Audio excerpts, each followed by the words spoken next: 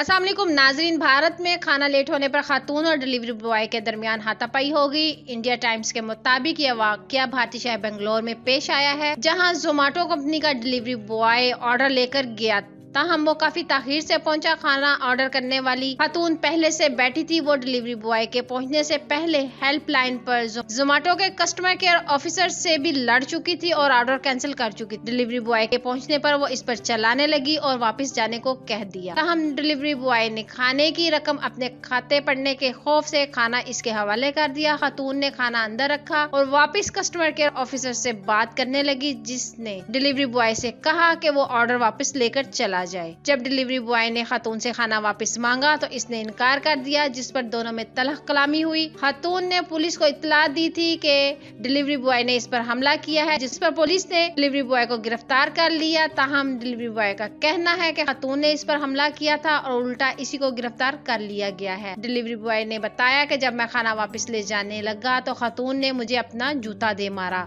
और गालियां देने लगी। मैंने हाथ से जूते को रोका। इतने में खातून करीब आई, मुझे धक्के देने शुरू कर दिए। मैंने उसे रोकने की कोशिश की।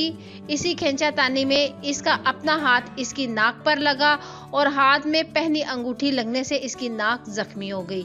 रिपोर्ट के मुताबिक इस खातून ने अपने ट्विटर अकाउंट पर एक वीडियो पोस्ट की है, जिसमें इसकी नाक पर आए जख्म से खून बह रहा था। पुलिस ने डिलीवरी बॉय के खिलाफ मुकदमा दर्ज कर लिया है। तो नाजरीन, इस वीडियो को लेकर आपकी क्या राय है? अपनी कीमती राय का इज़हार नीचे कमेंट सेक्शन में जरूर करिएगा। वीडियो को लाइक करने के साथ साथ हमारे चैनल को भी सब्सक्राइब कर दीजिएगा, ताकि लेटेस्ट अपडेट सबसे पहले आप लोगों तक पहुंच सके।